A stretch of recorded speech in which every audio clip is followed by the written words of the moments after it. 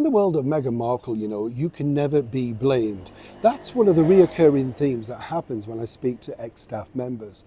Basically, as long as you agree with her, and even if you know it's an outright mistake, lie, whatever, well, you just keep agreeing. And I've worked in this situation before.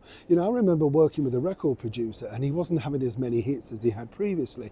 And of course, if you said, well, I think this might sound a little bit dated, they went potty. So you just learn to shut up and let it fail. I know it sounds strange, but you just think it's not worth the argument. And this is the thing that I found now, literally working with people who've worked with Meghan for a long time. She has to be right. She has to be the one that really, it can't be her. Look, she's put her heart and soul into it. And then what normally culminates in all of this is literally bags of tears. And then you've got to sweep up the pieces. You get the picture, chums, right? Now, where it gets interesting with this, because as we now know, Meghan's cooking show With Love Meghan has been a colossal disaster in many respects. Now, she, of course, would say, well, she did her very best to make it big, as it were. Part of the problem, Meghan has cited this before in her life, is the fact that seemingly whenever she has to do something or plough forward, there's always a problem.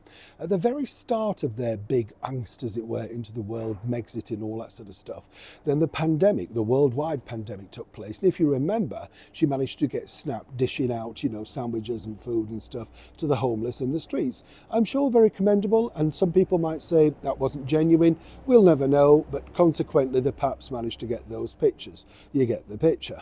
Now, where it gets really interesting now is as the deal is literally on tenterhooks. It's a bit like this with any business. We've got a lot of exposure, but not necessarily money. And the brand gets battered, like why are they signing these people? All of that sort of stuff. But behind the scenes, apparently there's an onslaught and Meghan's very, well, shall we say, less than happy.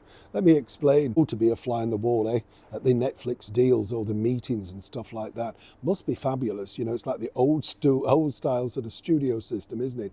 Can't be easy keeping Meghan Markle happy. But you see, apparently, according to the source, Meghan won't take the blame for the disaster of this particular show.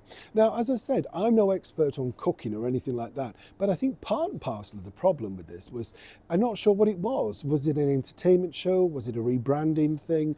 The recipes seemed kind of all right, not necessarily my cup of tea, but, though it wasn't offensive, I have to say, beautifully shot and everything like that, but there was no real direct narrative. And this is now the story that's coming back. But Meghan apparently is furious by the fact that, of course, she felt once again she had a kick in the teeth, all thanks to the false start of January the 4th. If you remember, that was all going to be this big thing. They were going to come out with all of that and it was going to be marvellous. And then, according to the source, Meghan literally blew a gasket behind the scenes when they didn't want to film a brand new trailer. Hence the reason Harry suddenly had to become Cecil B. DeMille behind the mobile and start filming Meghan running around on beaches and making little clips to go on Instagram. She felt they were far more effective, in fact, than the trailer they put out. Meghan also literally had a meltdown when they decided to leave the cruel comments on the YouTube, platform where everybody likes, dislikes and comments. Get used to it, sister. That's the world of the digital platform, right? But according to the source, Meghan just feels that absolutely nobody in her camp has come out to support her. Yes, one or two chums and, Mindies and stuff like that, but they're not the top echelons, battling all of that behind the scenes, including the fact that she was about to be dropped by William Morris Endeavour. And of course, she felt that the boss of Netflix, who she's brought a lot of attention and of course, worldwide publicity to, should have come out more and said, this is an excellent show and we're very proud of it. Behind the scenes, things are not going well. Of course, we've still got season 2, which isn't really season 2, as I told you, to look forward to.